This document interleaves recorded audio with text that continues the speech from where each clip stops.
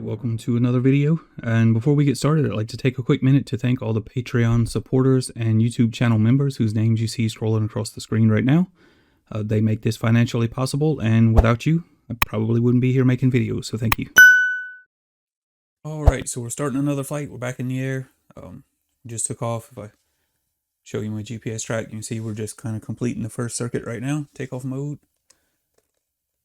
See a vehicle down there on the road.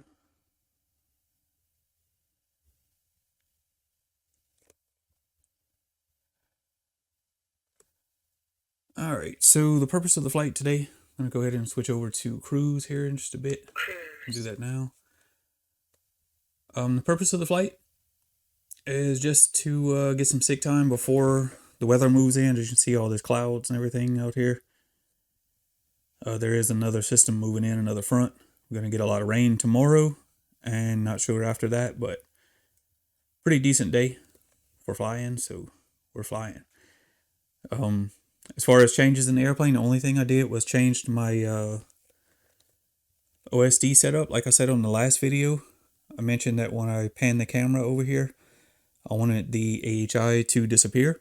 So I'll actually do that now if I switch over and enable that. There you see it. If we look either direction, the AHI goes away and it comes back when we look straight ahead. So it tends to follow the movements of the plane. And when you move over here, you get a better clear view looking, and it doesn't look all wonky like it does if you have the AHI displaying when you're looking off of the side of the plane. So we can just enable that and we're good to go. And I did set that up using 3 OSD screens. So basically I have one screen that's in the center here with the AHI, and then one screen over here and one screen over here, which are both identical with everything minus the AHI. And then my fourth screen is set up with the stats at the end of the flight. No, I'm not going to venture out too far out here in this southerly direction, as there has been a crop duster agricultural plane spraying out here. And I kind of waited around. That's why it's kind of dark right now. I was going to wait around and let him finish before I flew. And I don't see him, haven't seen him for a little while, so I'm assuming he's out of the area now, but we're going to play it safe and stay close to home anyway. So we don't really need to go very far to test that one little OSD feature anyway. It's not a big deal. I actually am kind of feeling a little bit of wind too. It's a little bit gusty, but not terrible, obviously. And just as I say that, I do hear that crop duster. I can hear him, but I can't see him. He's pretty far off in the distance. I'm kind of guessing he's still going to be working that area out there. Kind of where I'm looking right now with the camera. And they do have some really bright lights on them, so we should be able to see him out there if he does happen to show up. But I'm just going to kind of make it a point to stay over here close to home for now. But yeah, like I said, we're going to get a lot of wind and rain and all that moving in tonight and tomorrow, so probably won't be able to fly anytime in the very near future.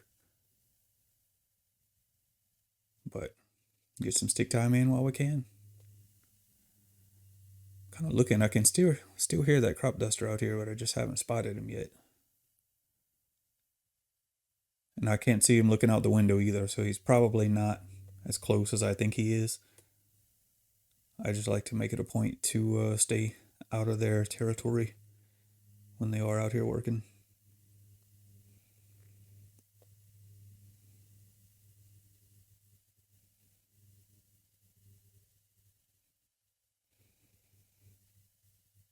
Yeah, I've not been able to spot him yet.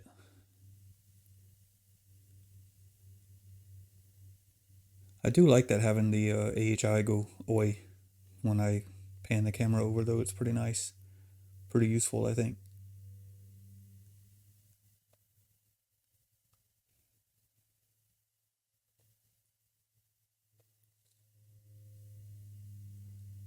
I can definitely hear that airplane, but I just haven't seen him yet.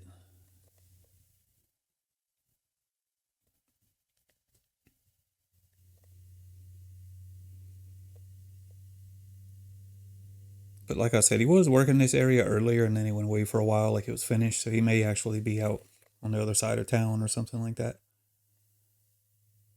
But we're still going to make it a point to stay over close to home and out of harm's way, pretty much.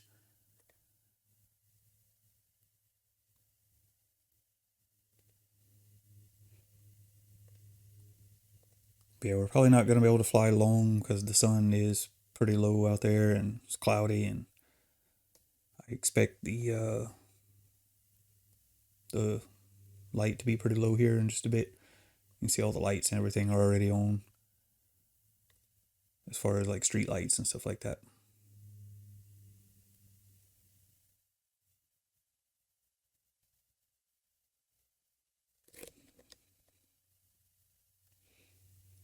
Still pretty happy with the camera performance though, considering how low the light is, and that we can still, not only can we see the ground when we look down at the ground and make out pretty good detail, but we can put the sky and the ground in the image at the same time and still make out some detail in the darker areas, like against the woods and things like that.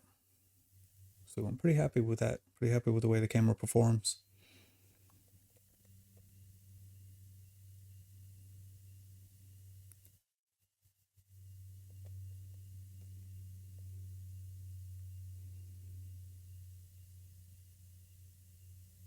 And another thing, I still haven't changed my pan servo.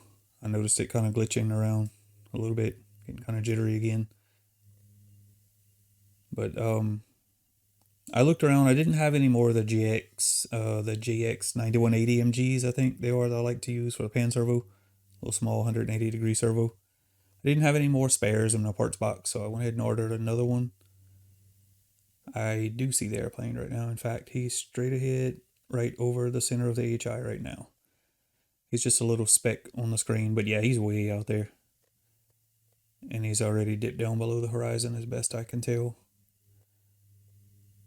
So yeah, I think it's pretty safe to say he's on like way out on the far side of town. He's miles away.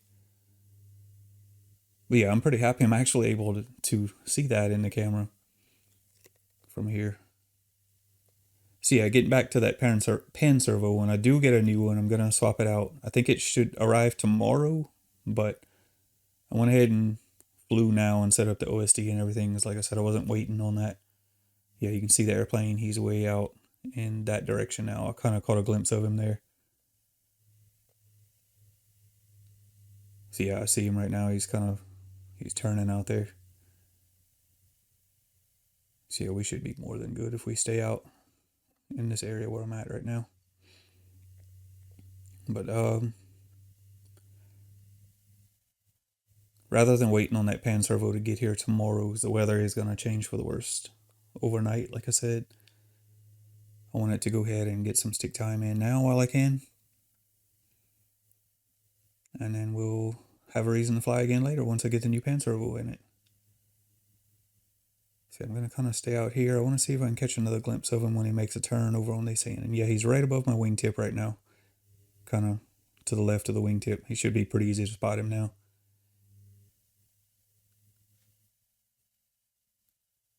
So yeah, he's definitely on the far side of town out there. He's nothing for me to be concerned about.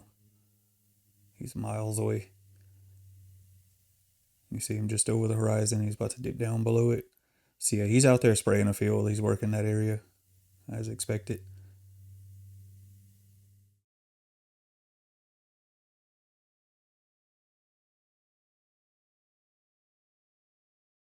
There he is. He just came up over the horizon right there in the center of the screen. And you'll see he'll make another banking turn. There he goes.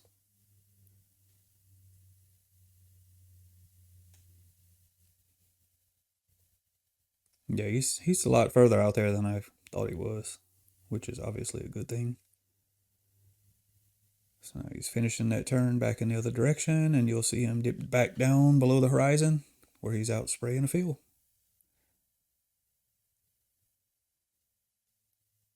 And there we go. We're kind of losing video signal a little bit in this area.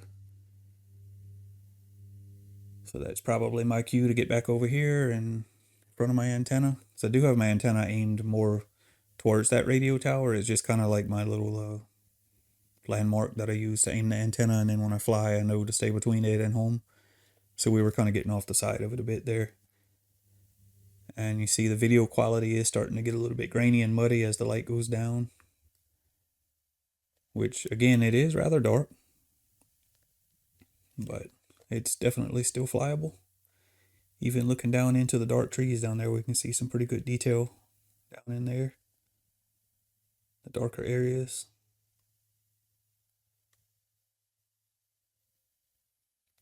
And we're going to go ahead and start going back towards home and end the flight. Set up a landing. And call it a success. But yeah, I'm happy with the way that OSD worked out. Everything worked just like I wanted it to, and in practice it does look good. I still see that airplane just over my wing there, right on the horizon. Now he's below the horizon. And you can kind of see that strobing light he has.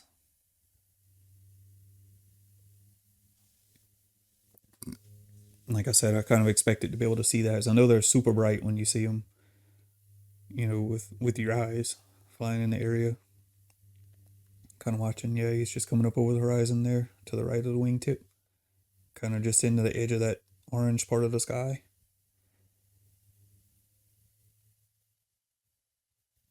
So we'll make a quick turn out here to watch him. He's hard to see out on that end of his little pattern there, though. He's so far out there. I thought he was a lot closer than that. That's why I was kind of making it a point to stay out of his way, but he's way out there. It's not an issue. But yeah, I can't even see him anymore. I'm just catching little glimpses of him out there. So yeah, now you can see once we look away toward the darker part of the sky here, you can see a little bit of grain in the trees and things like that. Which is, I guess it's a pretty good test for even lower light than we've flown in before. I mean, as far as I'm concerned, I would call it dark outside right now. Looking out the window, it's pretty dark. And like I said, you can see the street lights back towards home, and that radio tower off in the distance is still strobing with the white light. But the one in town out here is switched over to a slow kind of breathing red light. You see the other lights in town, those are street lights and things. It's definitely darker than the camera makes it look, though, which is a good thing.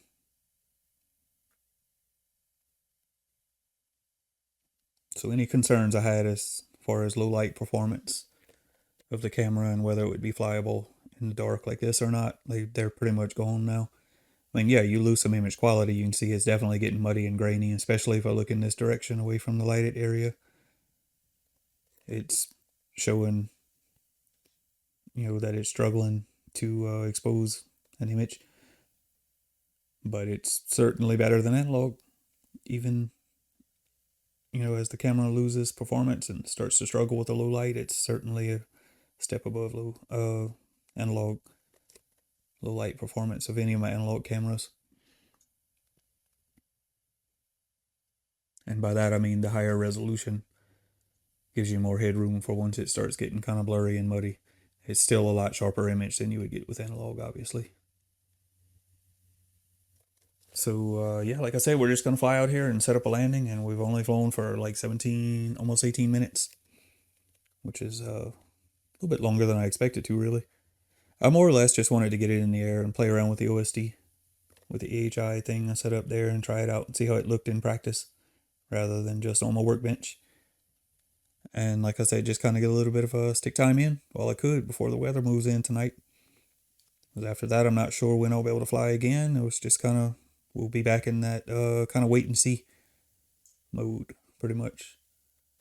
So I'm going to go ahead and switch to fly-by-wire and cut some power back. Start my descent.